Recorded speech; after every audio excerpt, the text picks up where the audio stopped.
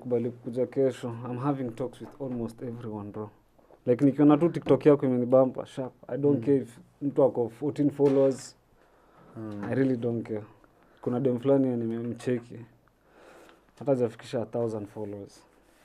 Unamuita Anambia come let's talk. It's a conversation. Nimeona tu as in she's interested in film. Kasema ni aje. Let's do it. Simba. I like kuwa na conversations na like different sort of people. How do you become famous off of content? Is it because of like you're appealing visually? Is it because of you're appealing like whatever you're saying? Juu kuna wase unacheki kama huyo msee unasema akona like 10 followers ama juni 14 followers, but unaona Kenya nasema ina make a lot of sense. Huyo msee like mpatie like 1 year down the line utakompata grow exponentially. Na kuna msee tuseme content yake inakonga tu ni ma jokes na nini. Pia yeye atakuwa yani like atakuwa appealing in form of jokes, but like for me I'll not follow them. Napata. The thing is, I guess nile tu design, by the time upate an organic following inakonga noma. But ina come. Organic following inakonga even the best. I'm not even gonna lie. Umesikile model ya kina wakadinali wanatumianga. Like go and watch every of their videos. Angalia comments, angalia likes, angalia views. Like zinaambatana na comments, like you can tell people are watching compared to wale wase wamehita million. Even these top artists, angalia like zao ama views zao, like zao, compare them with the comments. Like people want to comment with you because yani ni organic. I've not wanted like kusponsor content hapo ndo pali wase ugo wrong. Na most of the time you once boom. You have to keep producing the way you're producing and what you're producing. You should fundisha market. No, in the zone 24/7. Nani wa? Sisi. No, kweli of course. Yeah. The full versions ndo ndakuwa nikiweka tu Spotify. Vile ulikuwa unaniambia mbona nazikati hivyo. Najaribu kuappeal kwa kila msee. Also in the attention market. The only time nimesema tutaanza kuzipost full. In fact, after right now I'm thinking of exclusively only on Spotify. Do you know Spotify inaweza cheza video? Yes, I think. You did know? Yeah, I knew. Sikuwa najua mimi. I knew because I upload and then it also gives me the option of like, do you want to put video? And I'm like, no, achana nayo. Uko na how many followers on Spotify, say? 100 and something, I think.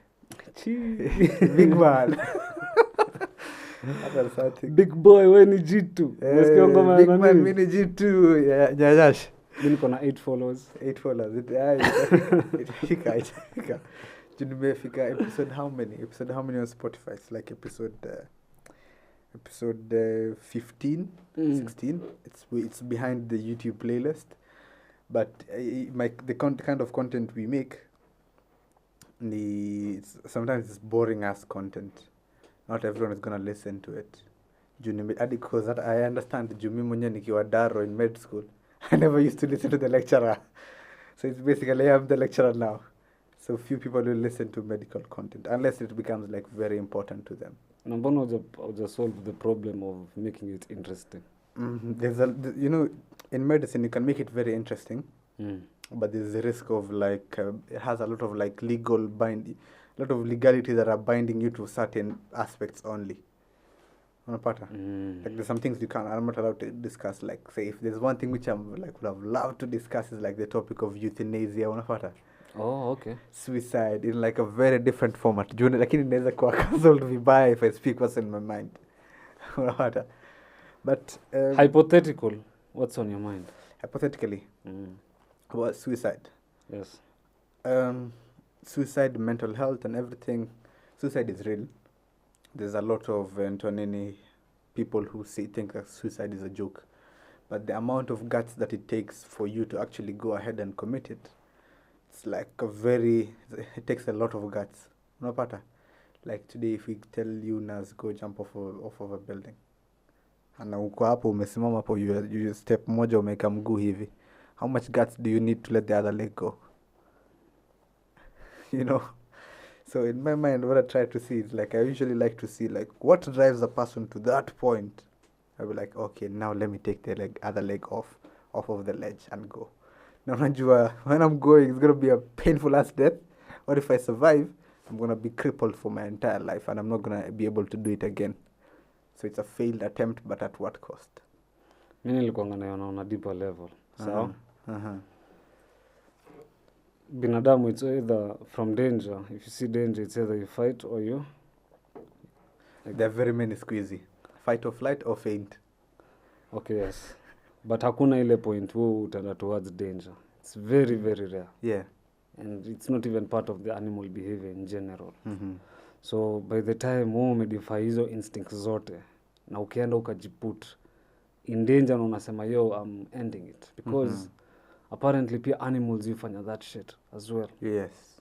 Lakini I don't know, for animals it's just part of nature. Kuna point to like the black widow. Hiki tu imagine bro having sex with your wife after hiyo ana kukula tu kichwa. Like literally, si kukula kichwa kwa stress. Literally, you became the head. Bana, come on, man. She ate. Bro, unakonga so fast, man. So the thing is, it's fascinating. At the same time, it's sad. But me, once I walk away from the emotion bit of it, vitu zinaanza kuwa way fascinating for me. Nimeongea mara mob how death fascinates me. Like, you're not even... Sijui kama get the scope of how it fascinates I get you, because I think about it a lot. And I wrote a Reddit post about it. Of there's a certain period, and it comes in like waves. And usually most of the time, usually comes when like I'm not like I don't feel, but at that point where you feel like religiously your iman has gone a bit down. That is when I think about death like 1,000,000 times a day to try and get back my iman up, because one of the ways of which people get back their iman is thinking about death. And because you don't know what is next after death. So the things that fascinate me around the death period happen, especially having been around it in the hospital work, was like you see different types of death. You see people dying while smiling, you see people dying while crying, you see people just like, you know. So it's so mysterious that I can't even still understand it. And then I put out a Reddit post about death being on my mind every now and then 5 minutes. Not contemplating, it's not about contemplating suicide. It's basically trying to understand what is there after death. But then again, no matter how much I try to think about it, I don't think we'll ever have an answer until you experience it. Fascination yangu najua pale inatokea. Mine is not even thinking about the afterlife. Like, when you're born, you didn't feel anything. You didn't feel like you coming out of the womb. You didn't feel you taking... you can't even remember. You taking the first gasp of air. You get? But this time, ukikufa, bro, you're going to feel like everything. Every body organ shutting down. How sure are you going to feel it? Of course, adrenaline itakuwa ikienda juu na chini. Ama whatever you medics call it. But you're going to be in the moment because hapa sasa, because people hallucinate, wanaanza wakona vitu. What if it's not as painful as people say? You know, like, the other thing is, like I told you, you can't know what it's like until you experience it. Exactly. That's why nimetengeneza a lot of case studies. There's this way, maybe, ukikufa, yani you're experiencing your whole body shutting down up until your last moments za kubreathe. You get up until mali your, what's it called, your memories start flashing before you. That means the brain is dying last. Una get? That's what na nimemake a lot of case studies. The only point... So what have you found in your case studies? I have not found anything. But the only point, the only case study, I'm like, dude, I don't ever staki kukufa that way. Staki hata kuyai kuliwa na mnyama yoyote, bro.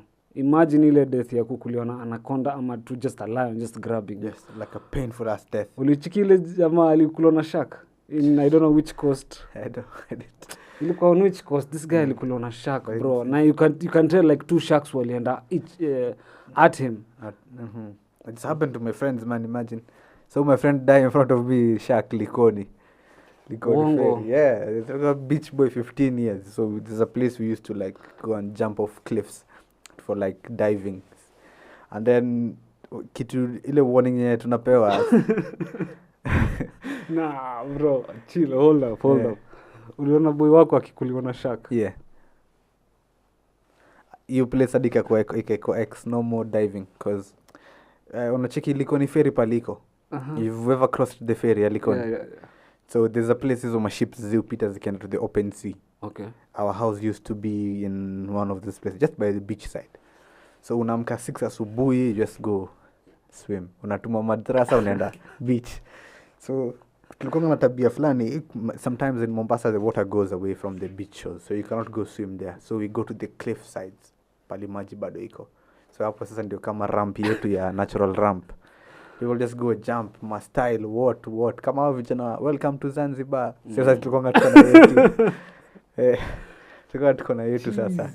So yani ni kitu nakonga, yani no one has ever told us this, but it's like unaona ile unaambia usiwahi fanya hivi. So unaambia kama kuna ship inapita usiwahi kuwa kwa maji. Fuck, because apparently sharks follow the food and the waste that they dump on the sea. So ulikuwa unaambia ukiona ferry imesimama, boti imepita, toka kwa maji. So what happened, bro? So normally yani alafu unajua inaenda cha like ukiruka kuna mwingine anakufuata. So saa hiyo bro wangu mkubwa ndo ametoka, firstborn wetu. Yeye ndo ametoka sasa, amesha dive, amerudi, amepanda, ndo anakuja kuingia kwa line. Mimi I'm like number 4 in the line. So huyo amejump hivi. Sasa unajua when you jump you have to let the person move kidogo so that you just don't jump on him because ni collision hapo ndani. So ile move kidogo amejump hivi, kaa tumeona fin imekam, hiyo fin ya shark mara moja damu. Ule msemo alikuwa hapo aka hold back. Alafu what happened, like ilienda na happened boy half motherfucker half. Kwanza inakuja hivi chap kama imempasua half, kama imerudi ikapita na mguu. Hapo bro we left very fast. Katumeenda tuko alert ndio nini watu wa mtaani. Sasa hapo hakuna coast guard, hakuna nini. Katumeenda kwa alert watu wa mtaani. Tumenganga mwili haijakuwa retrieved. Yani nothing was found. Yani tuliona tu yani imeenda hapo. Yeah. So painful death like that one for example is painful death. Probably to us it looks painful. Probably to him it was painful for like a second. No one knows. Acha nikwambie bro. Nimeona, and this is why I'm a smart dude. Nimeona I see things and I copy them. In a situation pale shark itanikujia hivyo. Kuna udem fulani TikTok amenifunza, you put your hand out, you don't panic. Shark ikuje, you take the nose and then you point it in her hand. I've seen the deep sea divers what they do. Boom. So in case mimi nikiai kwa situation, that's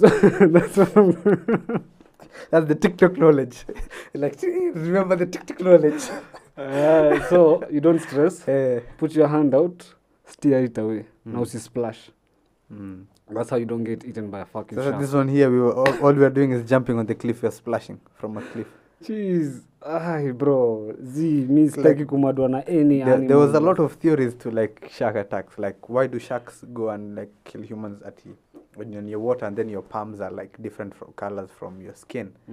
Your palms will attract them.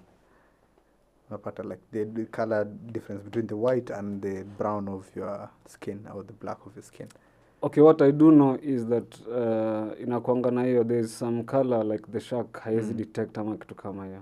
But siezi kwa into actual facts. But I know there's something with sharks and colors because even wale ma deep sea divers wanakuanga na color fulani. Wanavanga. It was painful seeing the boy go. Kwanza niliambia madhi hiyo story. Na madhi alikuwa anachukia tukiendanga beach. Never again. Umebaniwa. Baniwa lakini next day tulikuwa hapo. Jeez. Lakini bro unajua akili ya mtu inakuanga just so messed up because even I remember same age around 10, 11, 12. Boy wetu fulani aliruka from what's it called? A mango tree. Akaanguka head first. And the guy died in front of us. We didn't think as in it was a big deal. Nani amepass. Like now thinking about it then I'm like, yo dude, mbona tulikuwa take vitu lightly. I don't know. Right now, as in, I'm thinking how the mother went through the levels of grief, kila kitu.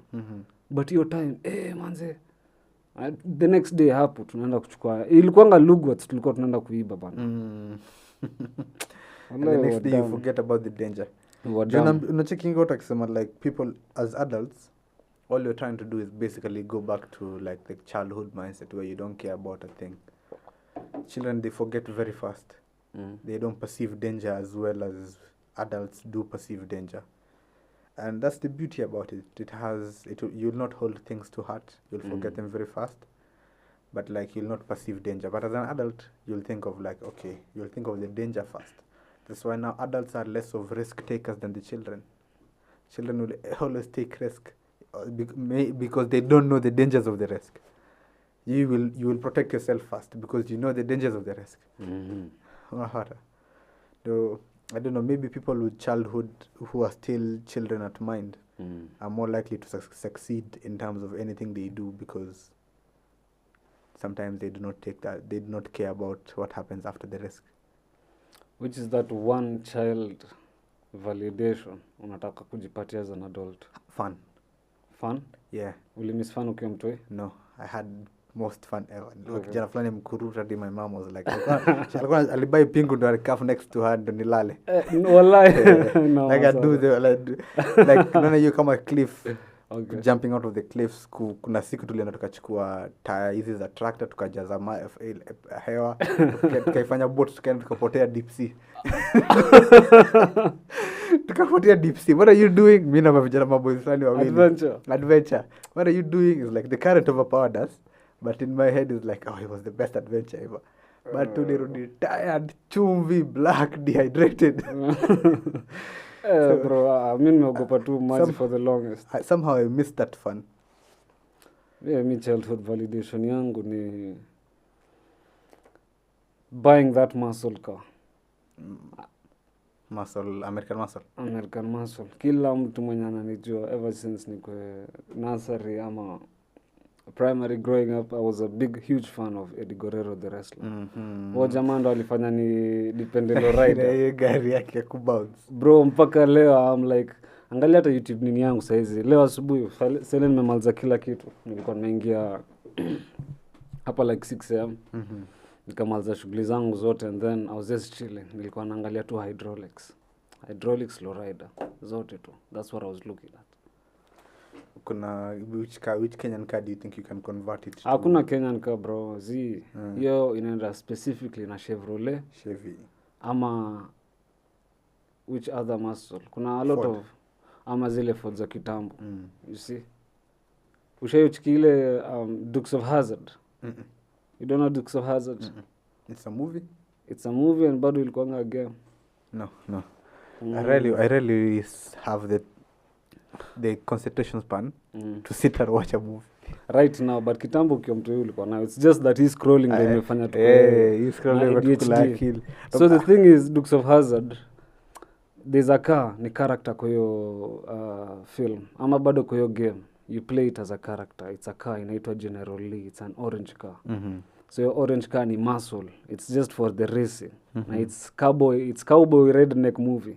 But juu hapo kwa roof hata iko na Confederate flag. But as a kid we didn't even think of. You didn't even care what that is. But mpaka leo I'm like, dude, nikiweza ku get collection ya muscle cars, General Lee will be one of them. Hapo ni with the Somali flag. What is Confederate? You get? Have to replace not the Confederate anymore. No, of course not. Lakini General Lee.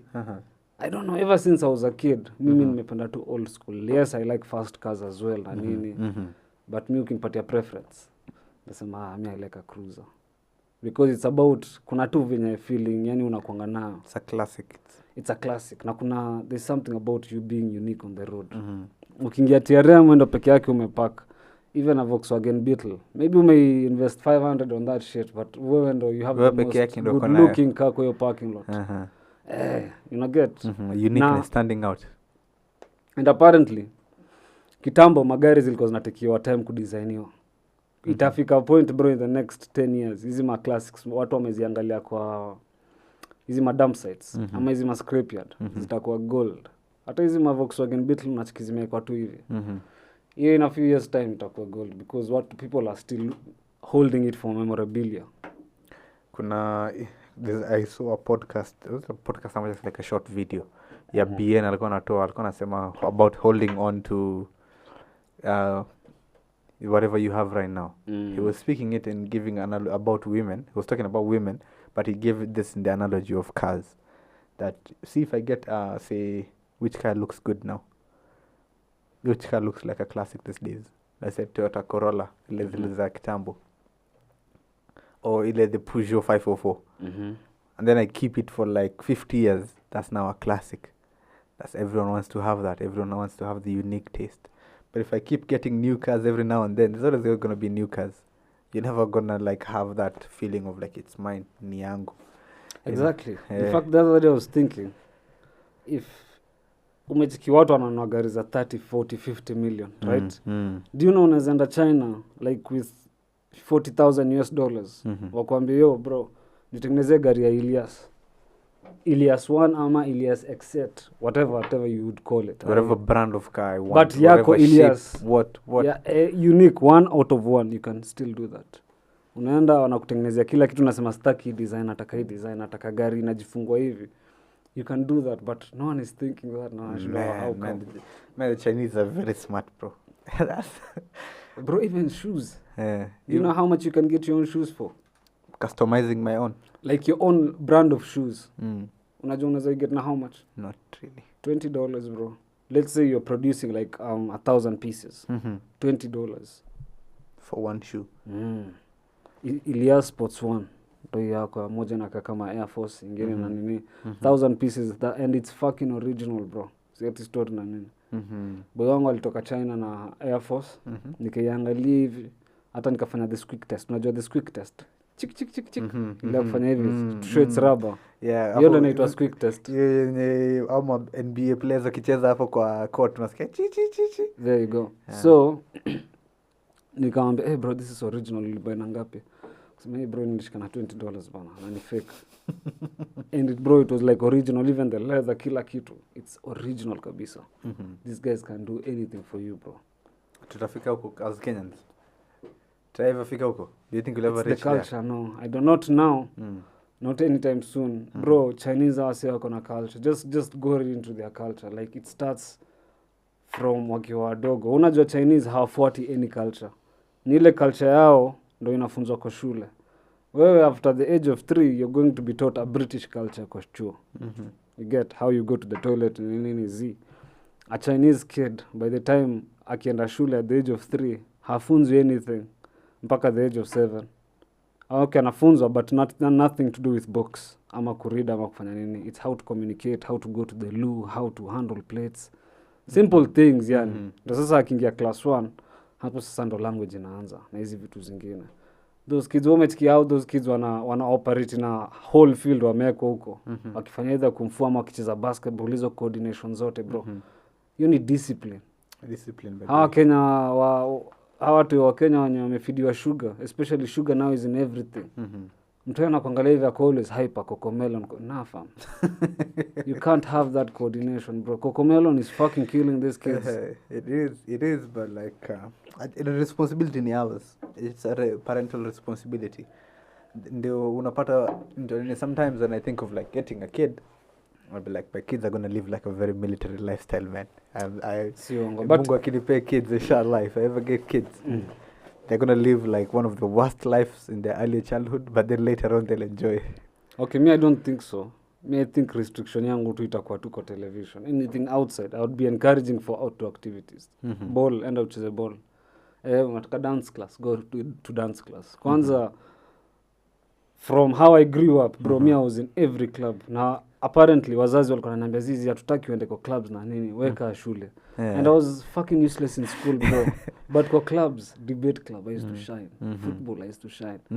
So me kikam kwa mtu wangu inshallah, wewe sitaki kuona mtoto wako home. Sato wewe unaenda swimming, si ndio wewe ball. Where are you going? Dance class.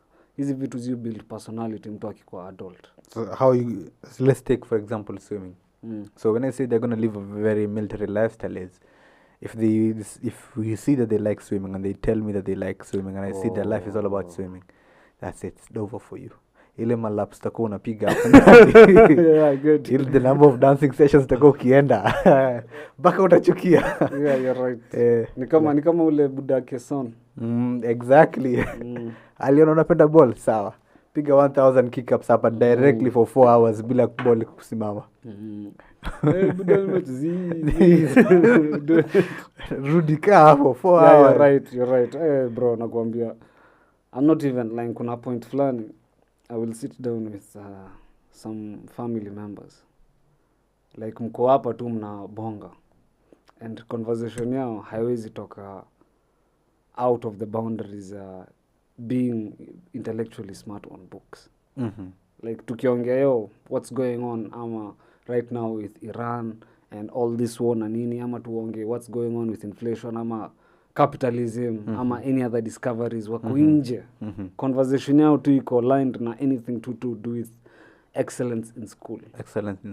You get it? Yeah. Na on the other end personality yao inatokenga tu so boring. I'll give you a reason why. And this is something that I've seen also in people who are undergraduates in med school. So if I'm to give you like an analogy, when you are in med school, when I was in med school 2015 to 2021, everyone who was in front of me then was telling me, you know what, do something called the USMLE, go practice outside. So USMLE stands for United States Medical Licensing Exam. There you'll have a better life as a doctor and everything. But if I was to do USMLE now, or anyone who did USMLE within my time, it's not as advantageous for them. Unapata? Imeshapitwa na wakati. So they tell you what they see from their perspective. So from their perspective, say our parents who grew when the British were here, the colonizers were here, the thing that saves you to get a good life was education. Education does help. Unapata? Majorly does help. But most of the time our parents impart on you their regrets, the knowledge from their regrets, what they didn't do, what they wish they did. Not what you should do for your time and for your future. So like if I was to give you an example now. So me, when people who are in undergraduate now ask me, Dr. Ilyaas, what do you advise us to do? Would you advise us to do USMLE or like PLAB exams to go and work outside? I tell them no. Don't even look into those things. Forget about those things. Go look at data analysis and artificial intelligence and machine learning in healthcare. That's where the future is headed, not USMLE, you know. So people who are in uni, I'll tell them, now for you, focus on this. This is the one that's going to come and take over. So like you said, for them, it was books that will take you somewhere. For some certain people, it was, for wengine, our generation now, especially the millennials, Project Mbappe's and whatever, the sports will take you somewhere. They take their kids to sports na nini. So ask what next? The thing is, ukiangalia, give me a sec. The thing is, ukiangalia, back to what I was saying, education is very important. I'm not even gonna lie. Me, I remember nikitoka shule nilisema, I'm not good at maths, but at least I can calculate distance. Najua kutoka hapa mpaka Isli is nishaweka metric kwa kichwa. I promise myself I'm not going to fail languages. I'm very good in languages. Nikiandika literature. I also do poems peke yangu. I used to do poems even when I was younger na nini. I'm very good at it. That's why inanipatia an edge nikiandika scripts na kila kitu.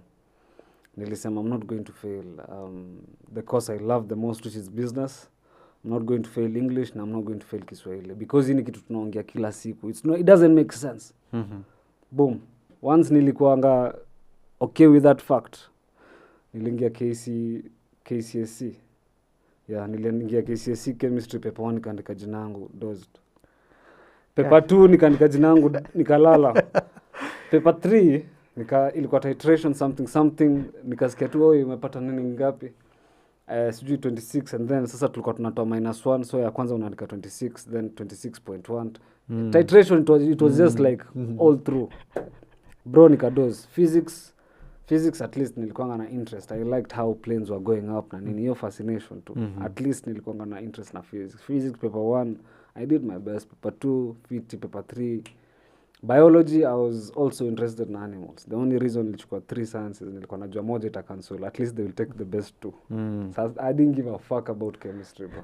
Like me, man. I hated it. I hated chemistry and organic chemistry in particular. So the point is Mimi ile time sasa nimemaliza shule na nini nakumbuka buda ameniambia utapass nikamwambia sawa unataka si ndio no problem. Kijana kwa hajaipata ever since. Kwanza hata nikwambie bro, I fucking hate that school inaitwa Starehe mpaka leo. Ulisoma huko? Let me tell you my PTSD na hicho inatoka hapo. Kutoka class 4, first of all sisi tulikuanga na mabasi za kwenda Garissa, una get kitambo before we got into some other businesses. So every day nikitoka shule nilikuwa naenda kusaidia huko kwa ofisi. So tulikuwa tunapitia wapi? Starehe pale Kariakoo, hiyo njia kwenda Eastleigh. Unajua njia? Naitambua. Starehe boys iko on which side? On the right. No, ukienda Eastleigh, it's on your left. From nini? Hebu piga nini? No, if you're going like kutoka Eastleigh to town, it's on your left. It's on your right. Kutoka Eastleigh to town, bro, it's on your right. It's on your left. You sure? Yeah. But sinakonga iko both sides. Yeah, depending. Yeah, inakonga kwa both sides. Yeah. So it depends which one. Okay, where's the mosque? Me, I know the mosque is usually on your left when you're from Eastleigh to town. That's what I'm saying. Yes, we are on the right path sasa. Yeah. So bro, kuenda kurudi, it's on both of our sides. Wacha tuseme tu hivyo. Buda kutoka class 4 ananiambia, unaona hii shule?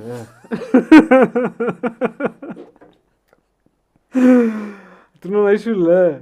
Nataka ukuje hapa. Kutoka class 4 anaona huyu jamaa anakuwa number last bro. Class 5 nothing is happening. Class 6 bado tunapitia that same route. Nasa tunaona hii shule, shule mzuri sana. Naambia buda usimaende tunakuja tutakuja huko. Class 7 nothing is improving bro. Class 8. So let me tell you what happened. Bro, nilikuwa doanzi point fulani. Buda alisema you study inaitwaje? Una study na private school. How does this happen? Alafu najua kitu ilikuwa inamwingia akili is all my siblings were performing. It's just this one. Una get? Bro, ilifika tu hapo tu akasema we sasa we songa tu na Mungu. Akasema sawa. Bro, KCSE nilido hiyo shit nikaangalia hiyo kitu hivi. Akaniambia inatokea results zinatokea itatokea usijali. Starehe boys tunaenda Starehe boys. Tunaenda Starehe. Boss nakwambia nililamba chini design nyingine. KCPE. And in my mind as a kid was ulimaliza mwaka gani? Was it when was it? Was it 27 or 28 kumbuka. Okay. So the thing is nakumbuka even as a kid I was like who jamaa si realistic. I'm just thinking, is this guy not realistic? Ameona kutoka class 1 mpaka class 7 I've given you enough data record kukuonesha mimi ni once. Na bado kwa optimistic. Na bado ananiwekea like there. Bro, Starehe, how the fuck are you going to put me in Starehe? Bro, I've never scored 400 marks in my entire life, bro. The highest nishaifika, bro, ilikuwa 350. Iko sawa. The highest, like ile ilikuwa, I don't know what happened. Let me tell you a story. 2008 KCPE number 1 was my neighbor. Patrice Mombasa.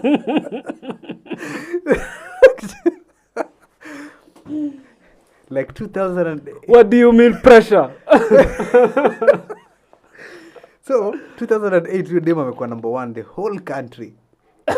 Then she goes now to like shida yako number 1 is like the eyes are on you in secondary school. She goes to Alliance High School. The first 2 exams bro amekula masima D. So everyone's like hey form ni gani? What are you doing in primary school is not happening here.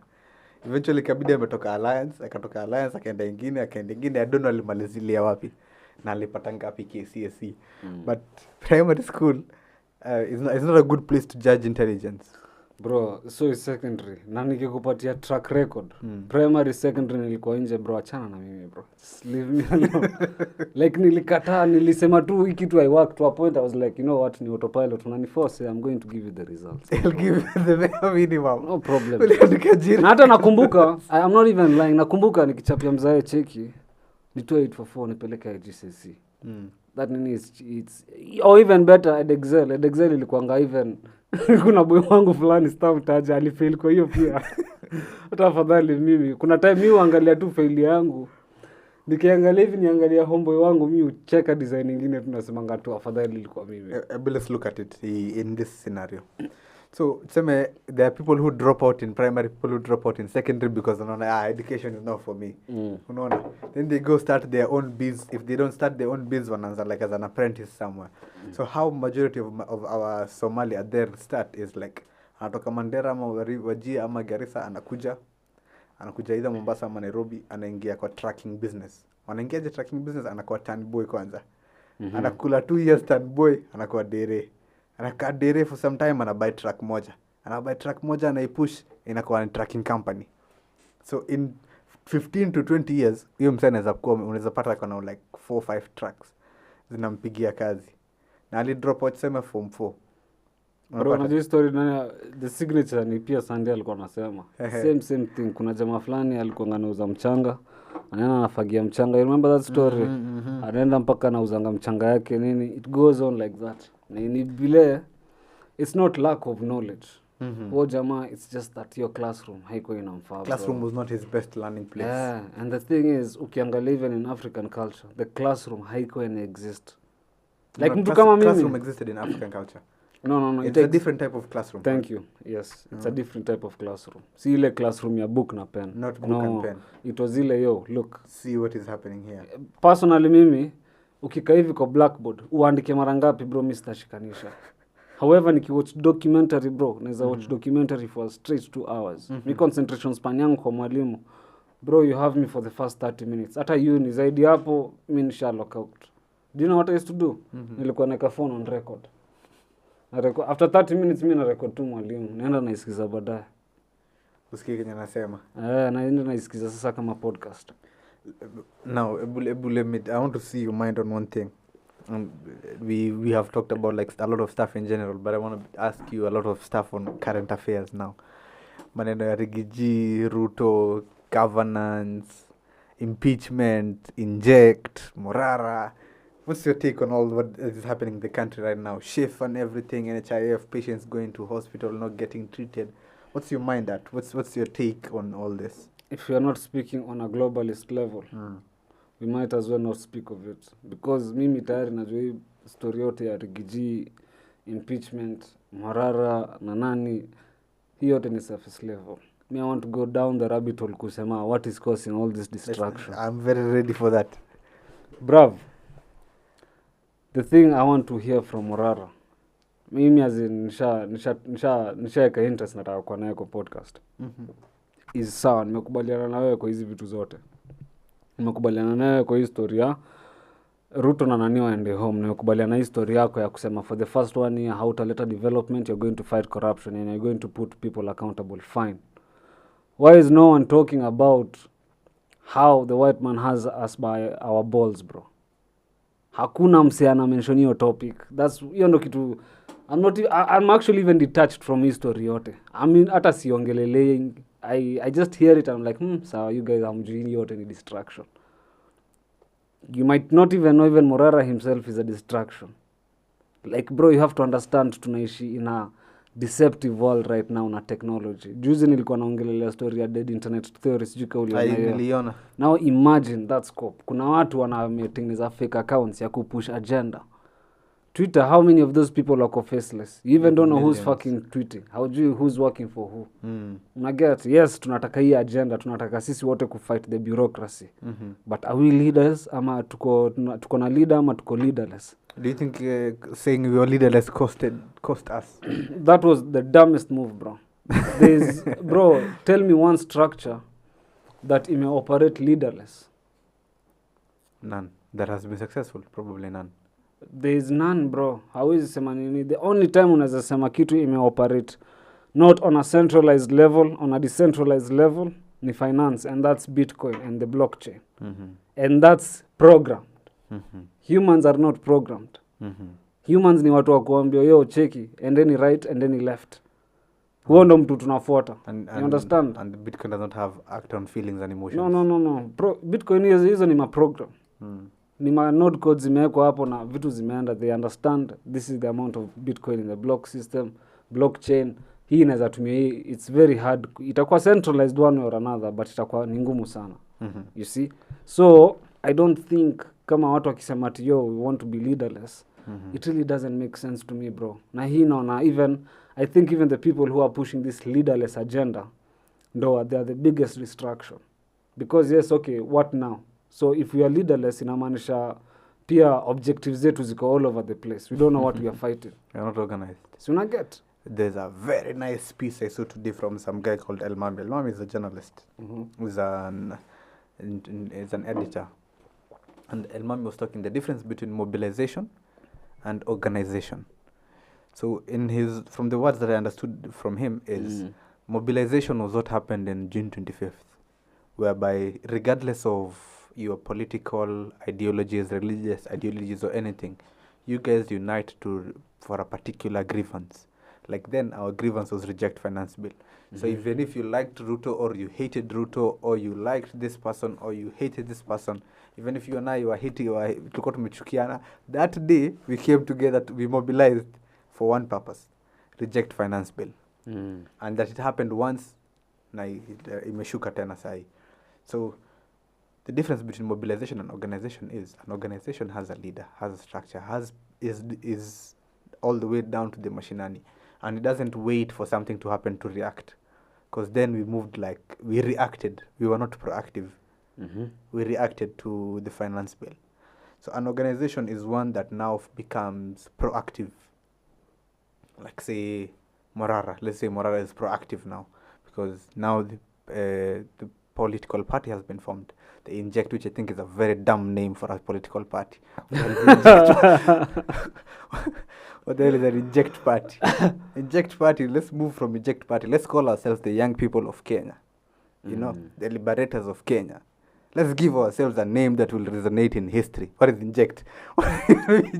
In history, when they teach children 10, 20 years from now, Inject political party. No, but okay, let me look at it from this perspective. I also think it was not creative. Wacha niseme hivyo. However, look at it from this perspective. Angalia hii perspective yetu ni only 10% of the people they are trying to reach. Because unatiki mimi na wewe, we cannot engage in tialala, bola. No, you understand? Yeah. However, watu wa mashinani, they like that shit, you see? So akisikia inject. Ni kama ODM na Orange. Bro, mimi mpaka leo even don't understand what the fuck that is, bro. Unaget? Lakini kuna mtu atakushikia tu machungwa one way or another. Yeah. Unaget huko ukienda huko Garissa wapi? Mashinani. The young people of Kenya with our logo as the sindano. That makes a lot of sense. Unapata? But they Inject political party. So that's not a name that's going to stick in history, bro. Because genuinely me, I'm going to vote for Morara. For the first time ever, I've never voted in any vote. Yeah. But I'm actually going to register in his part to the young young people of Kenya party, not Inject. Young people of Kenya, or like a good name that will give a name that is actually going to resonate with the kind of work that we do. A name that will stick in history, be etched in the books. And we changed the form of governance. We changed the form of governance that we have in the country now. I'm going to register to that party. It's our party now. It's going to be our party.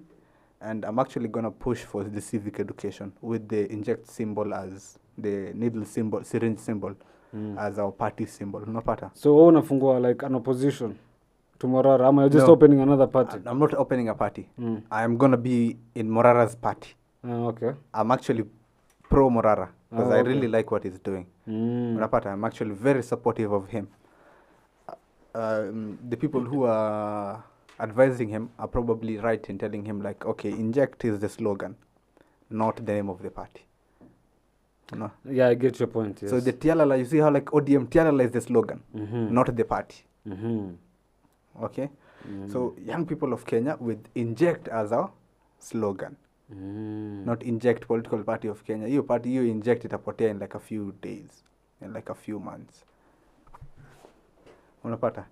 But I really like what he's doing. I am pro him, I am pro change, pro governance, pro youth. Unapata? But how come no one is talking about neocolonialism? Hapo ndo pali mimi, to be honest, I'm always on the fence mpaka kuna mtu atasema yo Naz ni aje. I get your point. Na mimi nikiingia hapa bro, I'm going to say fuck the white man. Now wajitoe bro. The thing is, even that the name Kenya bro, the name Kenya is not fucking ours. Unataka kutupatia jina gani as a country? The thing is, look at it this way bro. I'm not even lying. The moment Africans wanakuanga chaotic, na ukiangalia it's down to our programming bro. You see? kuna kitu fulani tulikuwa tunafanyanga kitambo na maphones. I don't know if they can do it now. Tulikuwa tuna root maphones kama unataka Android yako irutiwe na another system. We used to do that kitambo. However, your phone haikuwa inakaa for long. Ilikuwa inakaa like another like 2 weeks inachapa in a day. You get? Same thing with Africans. The moment tumetoka out of our culture, we are trying to follow something that is civilized. Hapo ndo sasa tunatoka in books. We are just looking at something that is very simple. Look, we are a young nation, barely even 70 years old. Tuko na 5-year term for an election. What the fuck would someone do with 5 years, bro? Now I'm not pushing any agenda. Okay. Tuangalie, what the fuck would someone do with 5 years? Angalia, there's no president in Kenya. Tangu, I don't know, tangu Kibaki. Amefanya something in 5 years. The first 5 years inakuanga, yo, let me implement this stuff. Uneka policies in place.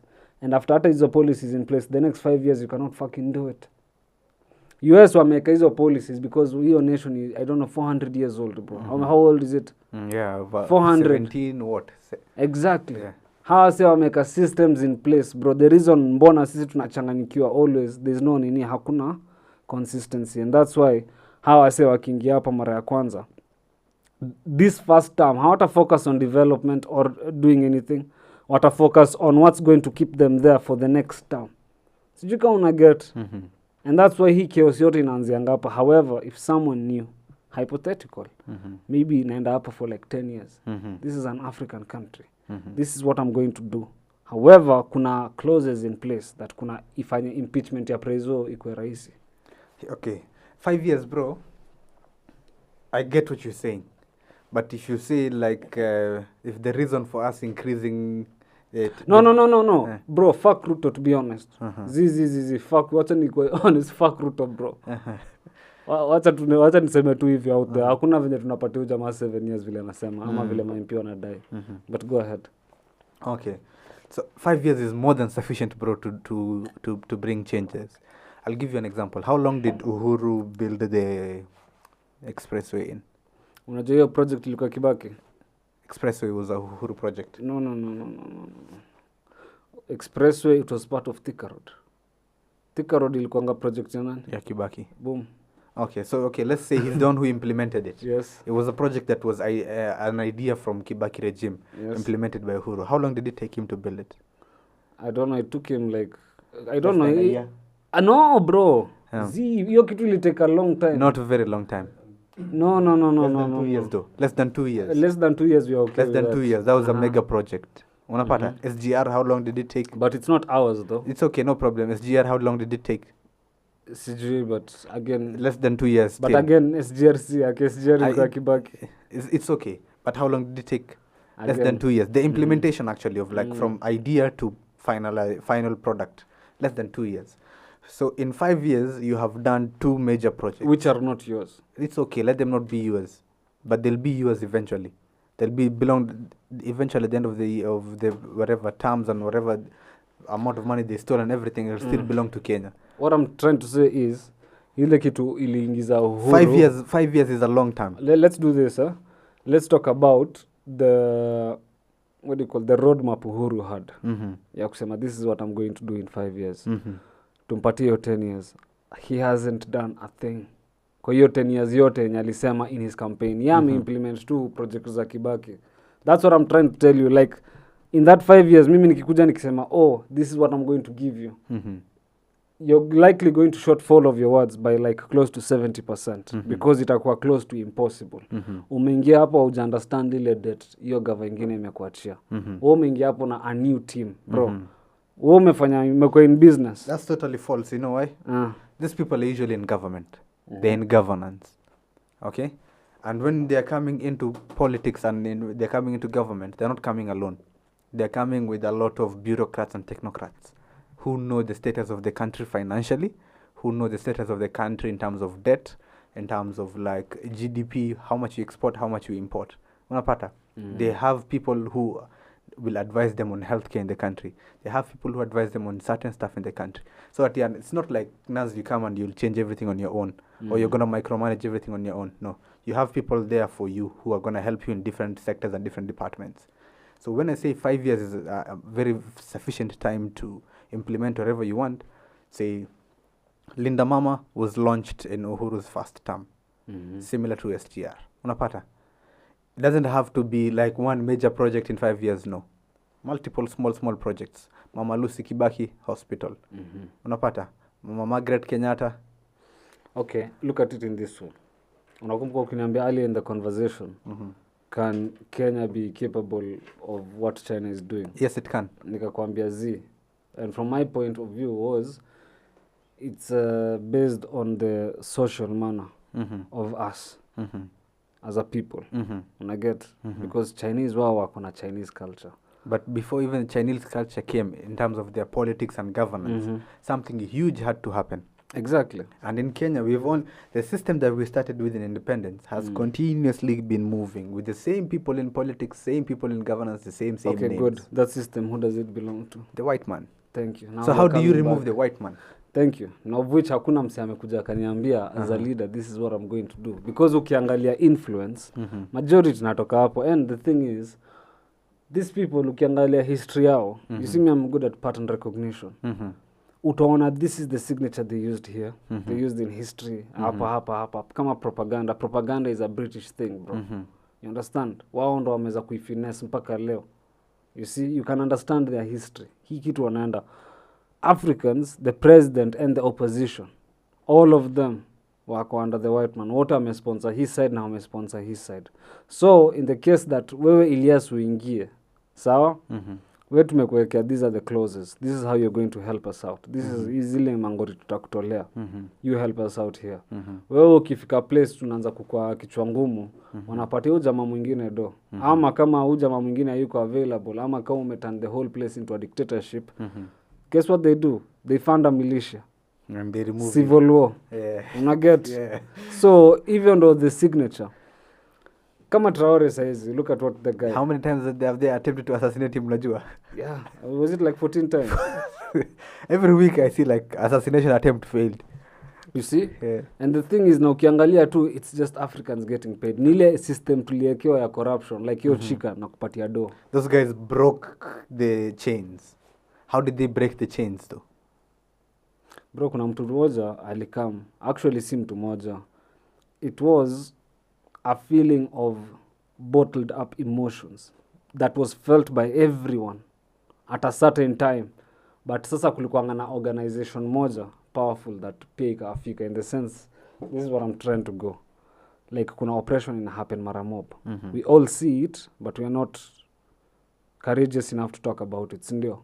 Hiyo build up in our car over the years. In our car over the years. When I get it will take like probably like 20, because the new generation, wazazi wamekuwa beat down, wakaogopa. So the kids wana transfer the fear to the kids. The kids now are growing up rebellious. Hiyo story yote. So it has to be a build up over time. So ikifika point, it's either an organization ama ule mse atakuwa wa kwanza kusema, you know what, fuck this, na akwe vocal. Apatiwe leadership na apatiwe support. That's how revolution starts. I was with Boniface Mwangi Juzi last week. And he was talking, he talked about his mental health and his health for the last like several years. Alikuwa kwa podcast yako? Our friend's podcast, we were producing it. Okay. We were producing a friend's podcast, and he was talking about how honestly, Rosafi, that guy has been like the flag bearer of like activism and like pro-change in the country for like the longest time. Unapata? But you see, going back to Burkina Faso and Senegal, what did those guys do? They had to change the form of governance, the whole regime, fagia yote, drain the swamp. Unapata? Then you cut the leg by where it's rotting. There's a condition called if your leg is being affected, you will not wait for it to consume your whole body. You cut it there, I'd say like at the knee, or above the knee. Unapata? Kuna below the knee amputation, or above the knee amputation, or through the knee. So you can say like, okay, imefika just below the knee, let's cut it above the knee. We have never done that as a country. We have just been continuing the same system from independence to endelea tu nayo. But itafika a point where we'll have to say enough is enough. Fuck it, let's cut the leg. It's painful. It's painful, and when I say it's painful, it's going to cost a lot of lives. Unapata? Many people will be abducted, many will be killed. There will be Bangladeshi. They decided, fuck it, let's cut the leg. So it's gonna reach a point like, if we really want like a good form of governance and system in Kenya, have to reach a point where we say, okay, let's cut the leg, bro. Unapata? Are we angry enough to have reached there? Are we stable enough to have reached there? Do we have an organization or people who are set up together, who will be our leaders to help us cut the leg? To being leaderless will not cut the rotting leg. Bro, I'm so much into Pan-Africanism to a point that I believe for us to go like a proper like country, we have to do away with the white man. History, fuck parliament, bro. When I get history is a mazi. Fuck that. Like, let's go back, set up a system. Because, bro, the thing is, I even don't believe in, what's it called? Mbona tusikue kama China? Tuweke leader moja hapo for a fucking lifetime. Dictatorship. Let it be like that, bro. To watch history, bro, do you know how much destructive it is every 5 years, bro? Election. Think of, you're running a business. Check, you're running a business. The first year in a peak. So it's down. It's turning to peaks. Second year, momentum inaanza kubuild. Third year, you're successful.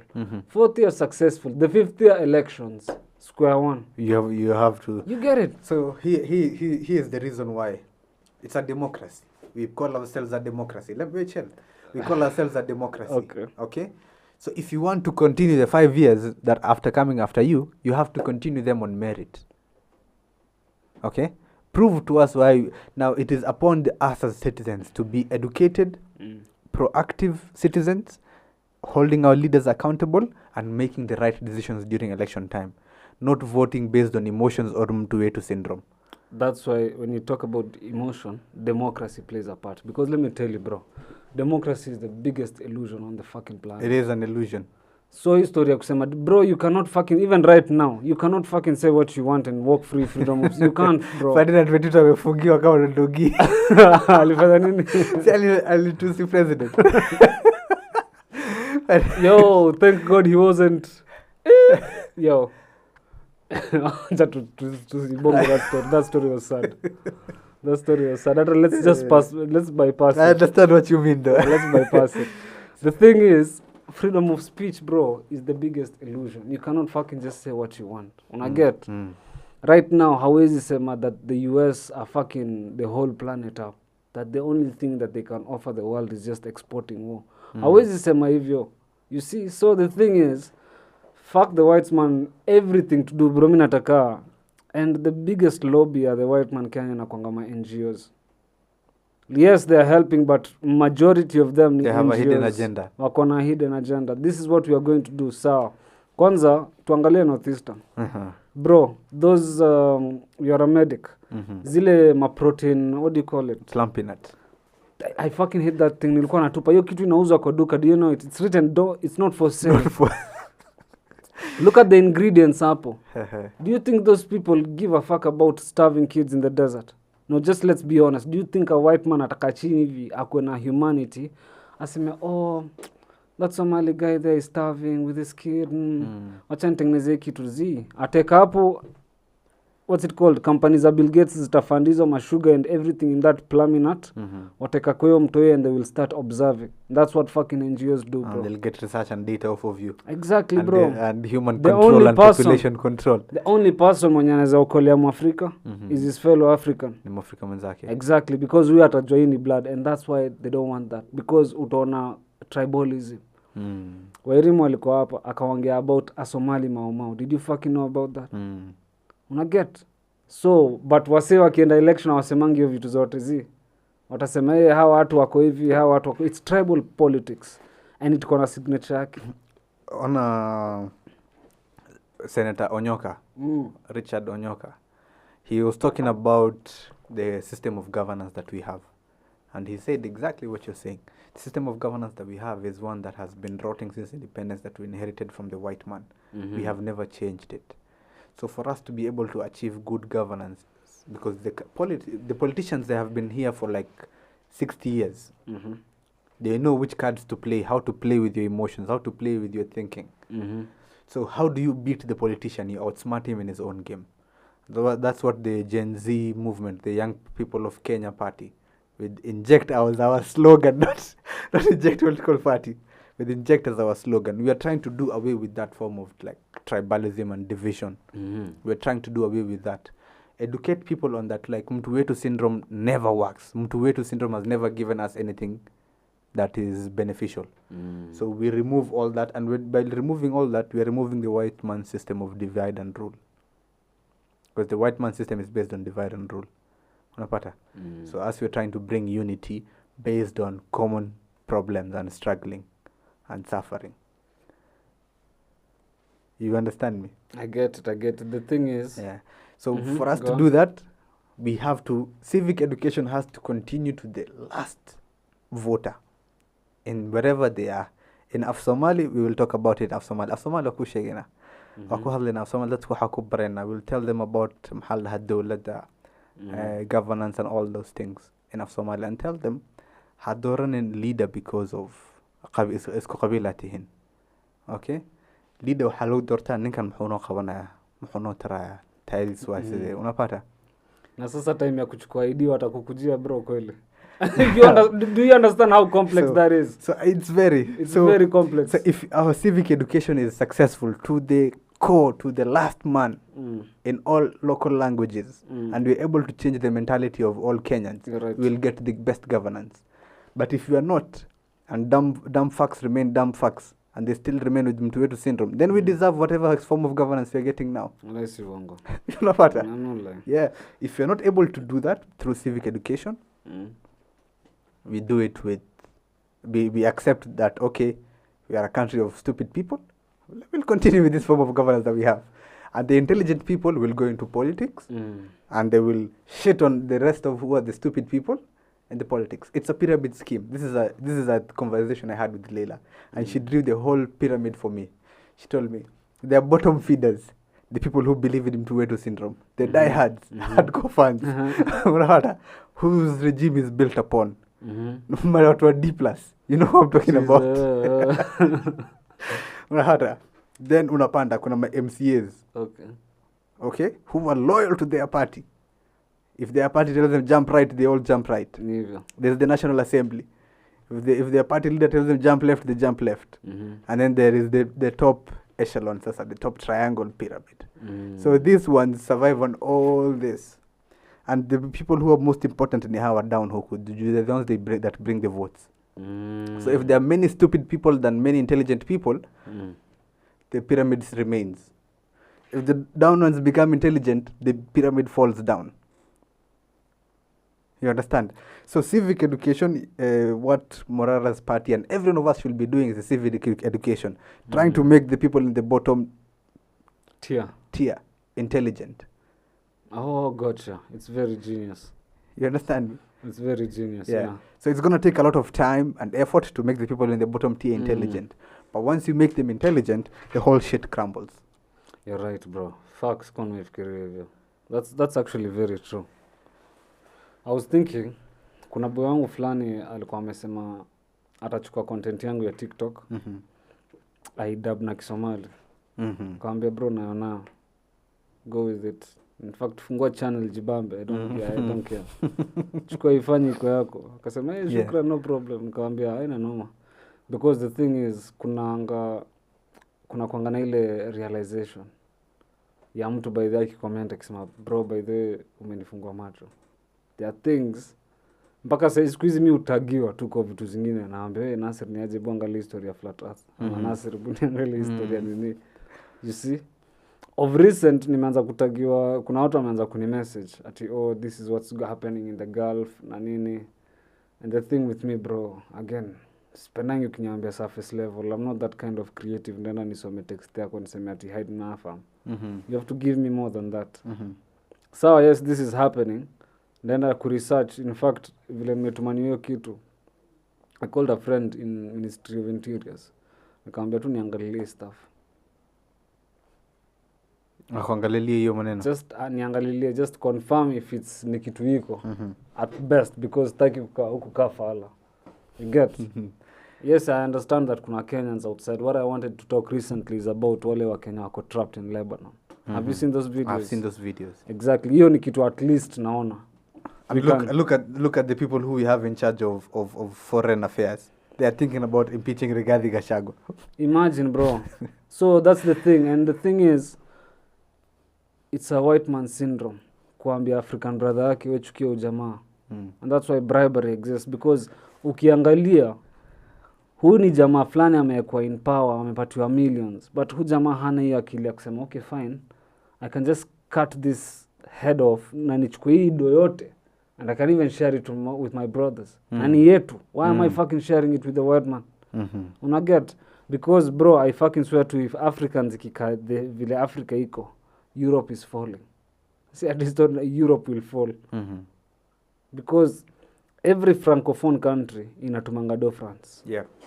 Haya, sisi... And minerals.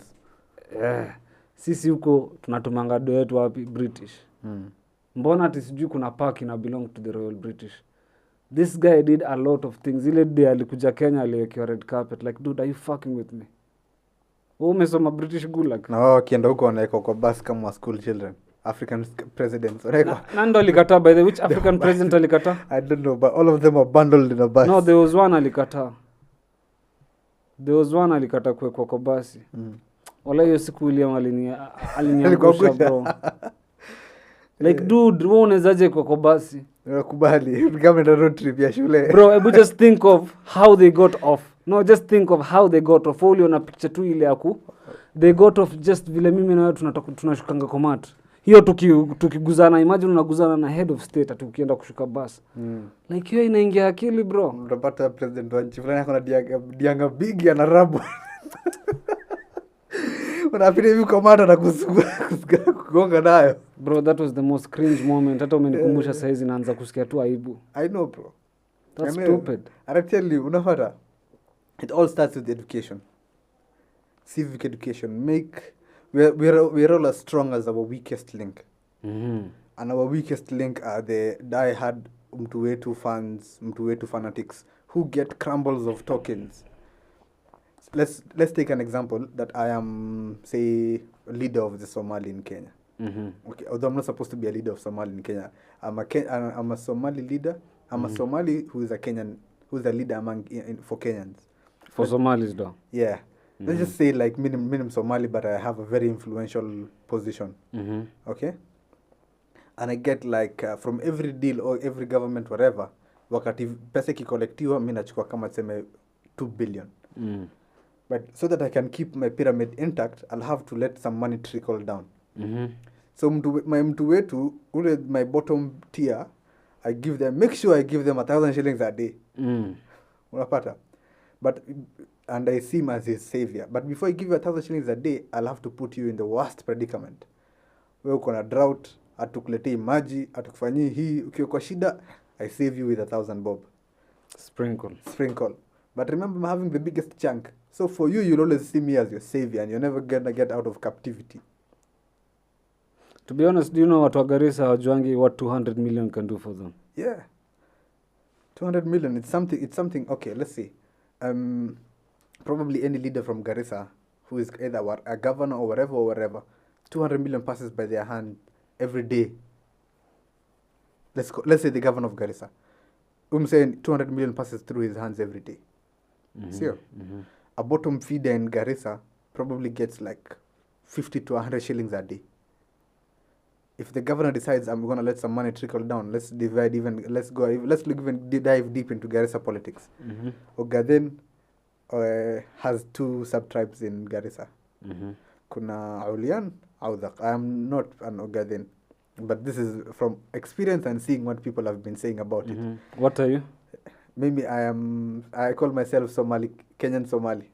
No, but what are you, bro? I do not identify through. No, you don't identify. Same as me, but what are you? I am Somali. No, but what are you, What type of Somali? I'm the good here. Oh, usiseme hivyo bro, mbona nataka nikupush? I usually say, I Bro, never to be honest, hata sijuangi hizo politics on a deeper level, but go on. So let's look at the Mtuwetu syndrome, how deep it is entrenched. Let's start from where we are. Unapata, me, I don't even care about politics. Ya Mandera, Wajia, or Garissa. But the people close to me are usually people from Garissa, so I hear what their politics and how they are thinking. So they usually say, kasi Audha katashika hii term ni Olian. Unapata? And then I listen, and most of the time I'm listening to the bottom tier people. And the bottom tier people, they usually like, governor this time round, ni wa kwetu. I've never seen you benefit shit from that governor. Yeah, I know. Tumekuwa tu na wewe hustle hapo, bro. I've never seen you benefit shit from that governor. But where you'll be among the first people to go vote for them. Just that you can keep mtu wenu huyo governor hapo. Do you know hiyo story ya mtu wetu syndrome? Ilikuwa imenikujia. It's captivity. Like our minds have been captured. We have been put in captivity. We have been given the bare minimum, the harshest conditions around us. Then little aid is given. Bro, unakumbuka, did I tell you the story ya nilipatiwa kazi huko Garissa County nikakata, I turned it down twice, not once. I remember. Good. So again, ile story nilikuwa nakwambia about being conflicted. You get? I am too aware to a point that by the time ukuja uniambie this is what's up, Nasir, lazima nijiangalie like if my guts imekubali. Because on your way to the governor's office, ukiangalia on your right, Garissa hapo province, bro, every season maji kikam utachikiwa sewa na kampa hapo ama nini za hiyo, because of the kuna kuanga na seasonal river na saa zingine ina break banks zake. Hapo ukiingia Bula 15, there's a town, kuna nini inaitwa Bula 15. Kuna kuanga na laga hapo, like place seasonal river inapita. Dry seasons, of course, everyone can pass. Once it's raining, it's a river. Unaget? Na kuna a lot of kazi imepelekwa. Hakuna mtu amefikiria kutengeneza like a small bridge tu juu yake. A small bridge. You get? And it's something that inaweza kako even like 5 feet tall. Unaget? Because maji you and even 6 feet tall inapitanga hiyo time. Hakuna. With the county allocations. With the county allocations. I'm getting somewhere. Here is the thing. So nafika pale, naangalia tu on my side, I see the amount of poverty going on this side. So salary ile nimeambiwa Nasir yako ni 100k. Wewe tunakupatia department ya drugs na hizi vitu za kuongelesha vijana blah blah blah. Even they didn't even put it in writing. Walisema tu hivyo kwa mdomo. Wewe ni mtu Ni mtu wetu. Thank you. Help us control. So when you are helping the people who are up to control the people who are down. Thank you. So the thing is, wakaniambia hii ndo salary yako. Anytime ukienda Nairobi, allowance ilikuanga something to do with 7,000. Nikaangalia, I looked into it and I was like, what qualifies me for this position? Nothing. When you get there, when Kabila said, this is the cousin to your dad. Hiyo ndo qualification yangu. Hakuna nisingeweza kuchukua hiyo. Like how the head of disaster management in Nairobi county has no information. Ni mtu aligraduate in catering ama ni IT ama ni whatever. Now look, so mimi nika feel conflicted. Haya nikasema niaze, I'm just going to check the place out. Watu wanaingia asubuhi, wako na siwako kwa mkono, kwa mdomo na wanaingia ndani na maawisi. This is a government office. Wewe kitu imekwambia unafungua hii government office at 8:30. Uko na maawisi, sandals na uko na ile mswaki pale unapiga tu meno ukitematema kila mahali. No problem. Mimi nimekuja hapo na material yangu kawaida, nice official shoes, shirt, nimeka trouser high waist. Unaget, I am there for business. The only time sikuja ni tie because of course it's hot. I got it. The next secretary ameingia 9. Unataka nini? Like kuna ile culture hata ukiingia into government offices unachikia watu they hawana professionalism ya kuongea na watu. It's like they're always fucking rude. Entitlement wamepata hiyo kitu. Bro, ilifika saa 6 hivi. Watu wakienda kukula lunch wakipray. Wanaenda wanadoze, wanamka 4 wanarudi wanafunga ofisi. That's a fucking government office. Bado kuna disaster iko nje jamani najua. You want me to work there? Nafahamu. Bro, nimekuwa nikitusiwa na most of my family members of how stupid I am. Until today maybe, okay, kuna wengine as I've never said it up on camera. Saizi ndo naisema, saizi ndo wanaweza tell the reason why. I was conflicted with myself. Siezi enda place najua do ina siphoniwa hapa, kuna corruption. I'm the beneficiary of a corrupt system.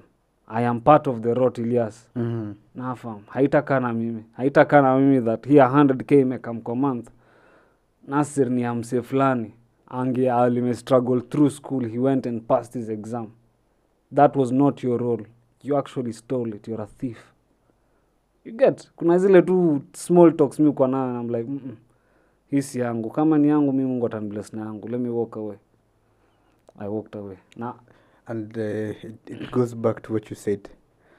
Somalis are some of the most corrupt people in Kenya, but we hide behind religion. Okay, me saying that way is I'm generalizing it.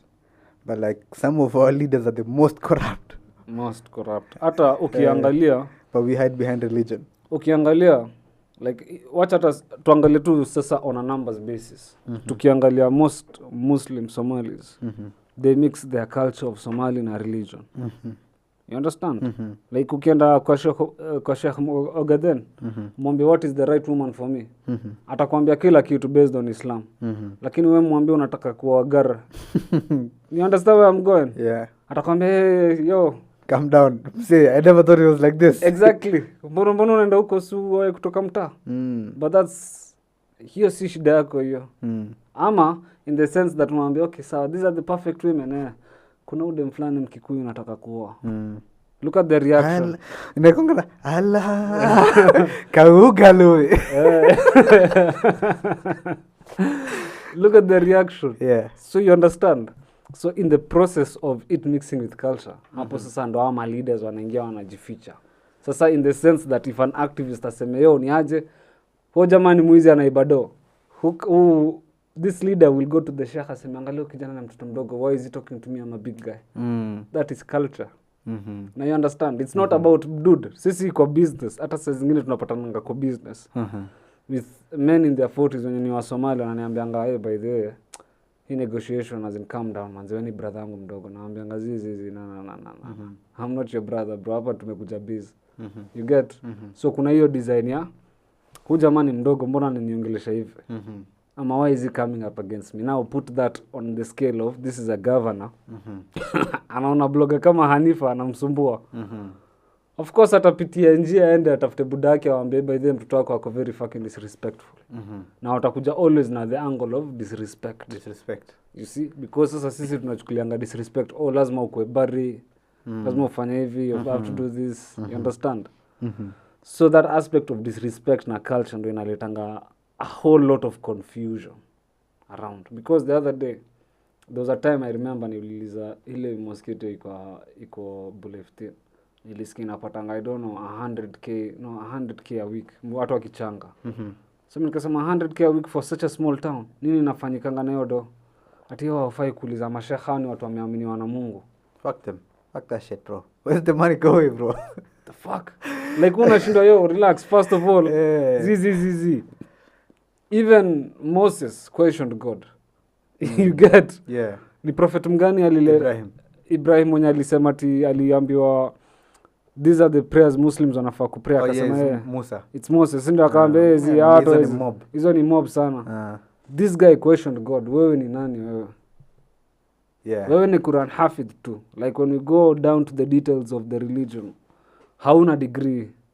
Tuanzie tu hapo because I'm not even lying. The same way I talk to theologians hapa is the same way level I talk to sheikhs bro. Kuna Sheikh Hassan amesomea Medina, University of Medina, anaishingia hapa California. Any query na religion, mimi nampigianga tu anytime I'm conflicted ama first of all I don't listen to Mufti Menka. I don't listen to him kabisa. Kabisa. Wewe jamaa amekuwa a social media influencer. Tukubaliane. Celebrity sheikh. Umechiki zile video zake akijichocha tisha mpaka inakuja na cinematic. I was like get the fuck out of here man. Nah, fam. Zio jamaa like every guy like mimi nilianza notice especially when Somali women nilianza kuona Mufti Menk kwa poster zao. Huyu jamaa anapenda kuplease madem sana. Unajua hizo bits zake za kuplease madem na anayekanga na religion. Ati you should not ask a woman's past. Dude, come on man. Come on man. I think that's how you become famous now as a sheikh, no? Exactly. So the thing is, ukiangalia culture of Somali and everything that is going on, uta realize like sisi ndo tuko destructive. I'm not even lying. Look at even Isli. Look at Isli before us we came in Isli vile ilikuwa. When sisi tulikuwa one of the first families to move into ushirika. Ushirika hiyo time I guess ilikuwa na watu kama 5 families. Mpaka hata sasa tunajuana. That place was clean as fuck, bro. Kulikuwa na basketball court. Unajua ushaingia ushirika sio? Yeah. Gagab. Hii place ingine sasa wametengeneza mosque. Hiyo place yote ilikuwa grow. You understand? Vile unasema Isli shows the best and worst of us. And the thing is, there is no point, like, if, let's say, like, mse kama mjaka, akiniambia, by the way, Waislamu nasemanga mko wasafi. Hebu umeangalia Isli, bro, that's 10-0. Ni uinua tu mkono and I'm like, you know what? Yeah.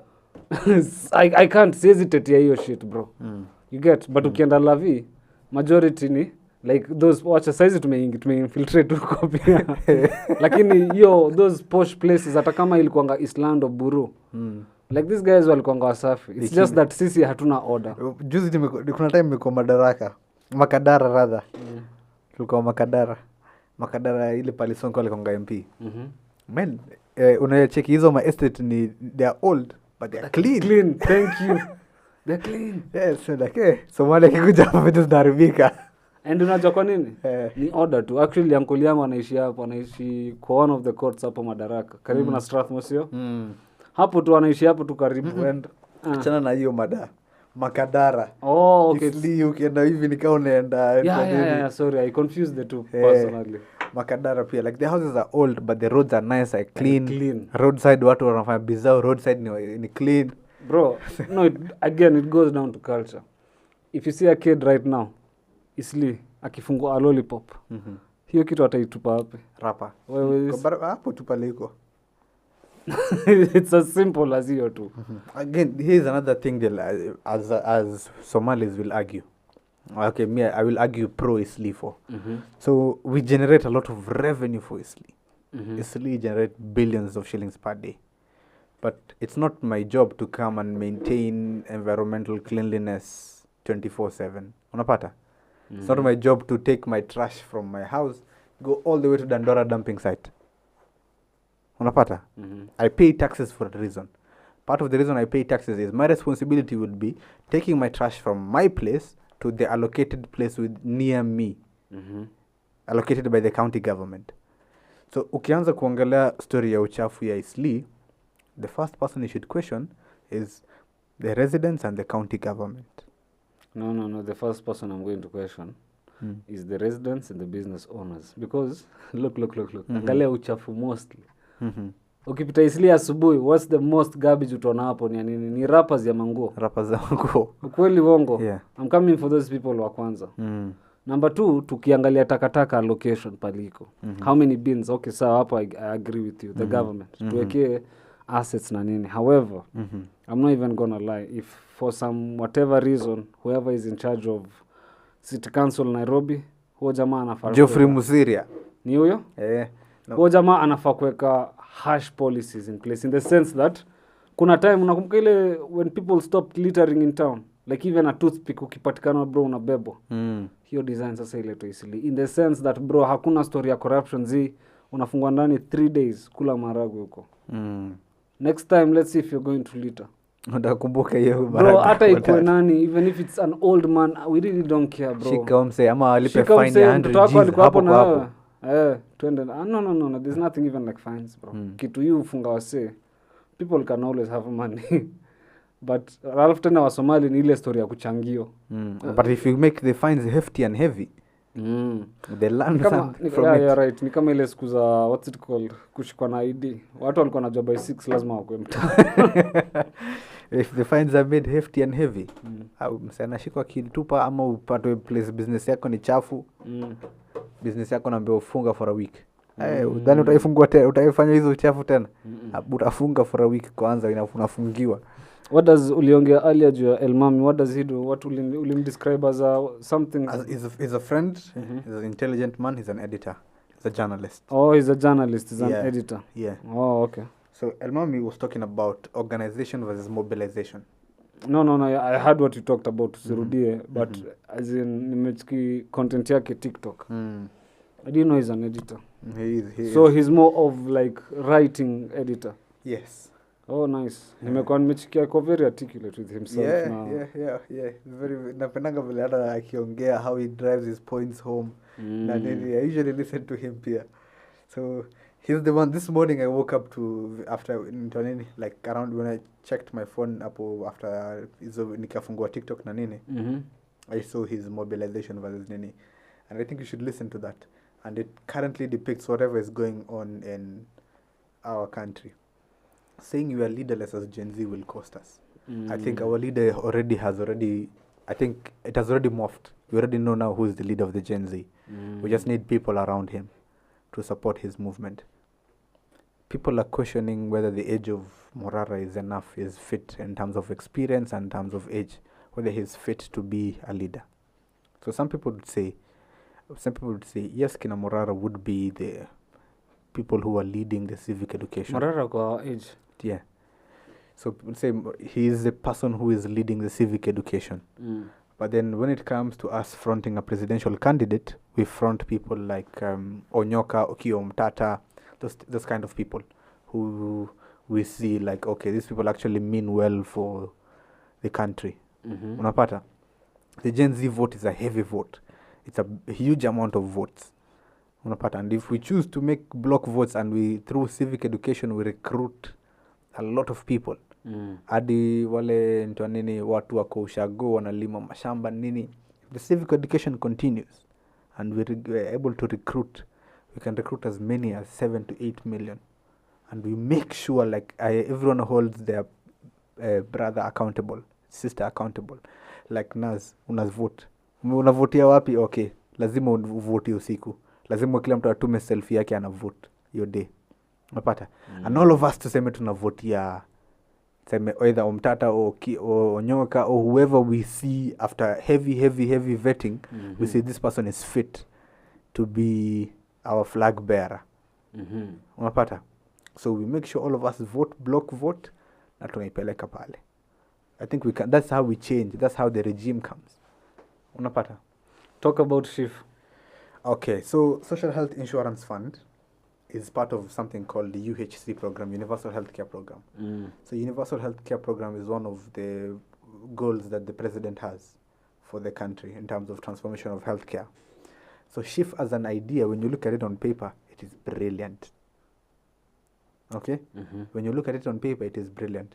When you look at its execution, it is the worst. As an idea, it's the best.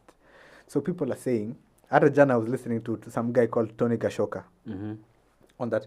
Every government since Moi, Kibaki, Uhuru, and now Ruto's has usually that one big scandal. So Moi Goldenberg, Kibaki Anglo-Leasing, Uhuru, I don't know which one it was. Then now, this Shif the healthcare Adani, because it's tied to Adani et al. Adani Group. Because someone Jayesh Saini, what you know, you've heard the names that are being mentioned. So adi wakachukua logo ya Bliss Healthcare that belongs to Jayesh Saini na logo ya SHA. It's the same shit. Sure. Unapata? So Social Health Insurance Fund, as an idea, as the concept that I've put in place, the best. In terms of like tariffs and the amount of money people are paying, the premiums and what they're the tariffs and what people are getting as the covers, the worst. Unapata? So as an idea, it's good. But I think it's something that over time, when implemented well, it's something that can work out well under the best implementation. But the people who are implementing it are the people who we do not trust. So that's just another scandal waiting to happen. And unless like we're able to, there's a lot of brilliant people in it and behind it. I mean, the group where all the top doctors and the policy makers of healthcare, I'm in their group. So I see what they talk about. They have arguments back and forth. Nini. So there are some majority are anti-Shif. What's the difference between NHIF and Shif? Okay, so NHIF is something that came from Zamani and it usually was for government workers, for government employees, National Health Insurance Fund. So it then grew to accommodate not only the government employees, but the people who were in the self-employed, informal sector. Unapata? So now, as an insurance for like any other insurance scheme, everyone pays a premium. Like you usually pay a certain amount of money. And then it used to be like a fixed amount of money. Like say you're paying 1,700, 1,000 what, unapata 700. All of us were paying that. The people who didn't have, they were paying 500. Unapata. Then when you go to hospital, NHIF pays for you on the services that you get. So now, SHIF, Social Health Insurance Fund, it's part of 4 laws that were passed and 4 funds that were created.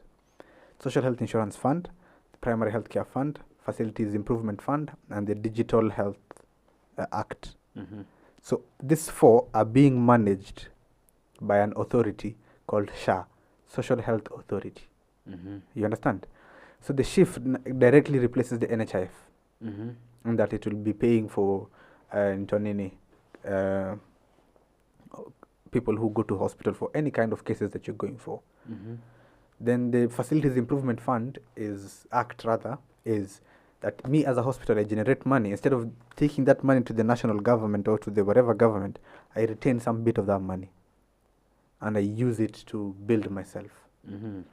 The Digital Health Act now is, and the Primary Healthcare Fund and the Act is where now you see something called Community Health Promoters, CHPs, which I think that is one of the brilliant things about it, is that they are now bringing people who have been given who have a small background in healthcare knowledge, and these people are told to go to households individually to like just check on people's welfare. How are you doing? If you are having like issues with blood pressure, they check up with you. Unapata. So that way you'll be able to catch diseases earlier. If those people, even if those people are not trained as much as doctors or clinicians are, they can at least flag 1 or 2 danger signs, such that instead of you who never knew the danger sign coming to hospital late when some shit has happened, you'll come to earlier because that CHP saw something. Unapata? So akiona wewe kuna venye utapata kashida kidogo hivi utaiignore. So it's like a web of ecosystems now work together. Yes, it's like a web of ecosystems working together. But is it necessary? Tayari tuko na a working system ya NHIF. NHIF also has its flaws. Okay. NHIF has its flaws, like people with chronic conditions. Those are people who will always need money. But mbona wasimprove NHIF then? That is the idea for it, and the counter argument that comes from the government is there's a lot of like corruption within NHIF. In that, if I open my facility today, I'll create a ghost patient. I'll say there was a patient called Naz that was admitted juzi na tulimfanyia hii na hii na hii na hii. And my hospital is in Lagdera. No NHIF authority will ever come to see. Unapata? So I'll create that file, what issue claims. And then I tell NHIF, kumelo huyu patient alikuwa hapa. This is the NHIF number, this is what. Nilipeni hiyo pesa. Na huyo patient hajawahi kanyaga hapo. Unaona? And then there's a lot of corruption in that. Again, there's a lot of issues in NHIF in terms of like, because this thing is like, it's like works on credit basis. You come to my hospital, I treat you, you don't pay anything, I take your bill, I forward your bill to NHIF. So if like you have 50 patients of similar nature, all of your bills I will forward to NHIF. So when I forward to NHIF, they're supposed to pay me back. Unapata? But instead of them paying me back, they'll tell me, kasa kuna mtu hapo who will not approve my bill. Akitaniambia ndio to approve bill yako, kwanza leta 30% of it. Ama 50% of the bill. So no, I have run a loss as a facility who is offering services through NHIF. I have run a loss. So you'll find now what hospitals do is they'll tell you, okay, how much is NHIF paying for this? Because NHIF, you're gonna like, I'll only pay this amount of that for that service. Whether you give it or not, that's up to you. So the hospital will tell you, NHIF pays 5,000 for dialysis, but here we do dialysis at 10,000. So we'll let a 5K, NHIF we will claim 5K from it. So those are the kind of things that it's trying to like also remove. Unapata? Where if I say I'm going to go to certain hospital, I will not be told ongeza kakitu. But I'm sure that is going to happen still. But that is if you choose to go to like private hospitals. Like say if my wife or if today I get a wife and then she goes to give birth in say Mama Lucy, NHIF card will work, hata lipisho anything. If I go to Mata Hospital, Mata tamwambia NHIF analipa 30, but we do our cesarean sections at 300. So later 30k minus 300 minus 30k, we ongeza to 70. Unapata? So it's a very big web of like funds interconnected here and there, with a lot of people in that system. A lot of cartels were born through NHIF. Unapata? A lot of money laundering through NHIF, a lot of like corruption through NHIF. So the system has to be migrated. It's being migrated to at least remove some of those things. But still, the people implementing it are very fishy and there's a lot of questions on it. Back to what I was saying. We need a lifetime leader, dictator. Corruptions kama hizi bro wasewa hang. Simple to it. Imagine that was my thought on the way here. Wallahi set story na nini. So it's as simple as hiyo na nini. Just let's get rid of corruption. Corruption kama ukipatikana hata ukihonga uchi. My boss ndo kanyongo. Ataki just go fucking die, man. Imagine that was like my thought on the way here. I was like, if ever one day you become the president, or someone who has the same thinking as you becomes the president, I am hunting down all the wealth from Uhuru Kenyatta, starting from Jomo Kenyatta. Be what Kenyatta. Yote. Chukua your land. I'm hunting all of them down.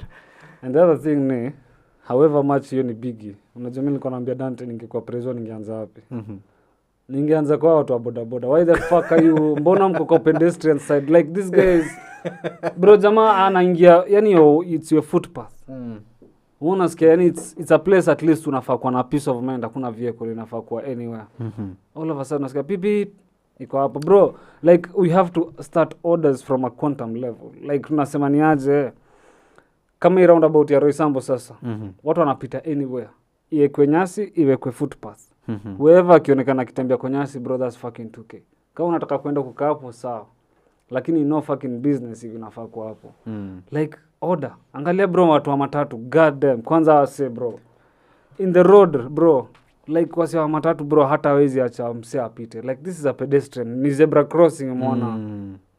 Hata mama pip toka kwa njia. You can get hit. Bro, me I would start with them bro. Hatuwezi anza kufix vitu huko juu. Kama huku bro kuna shida man. Imagine today ukisema you are the president, and then tuseme like 30 years later you are the president, and then useme you know what, Uhuru Kenyatta, you stole some fucking millions. Kuja, let's hang you at JK at Nyayo Stadium. Live bro. Not only yeye. Everyone. Everyone nini alafu familia yake yote.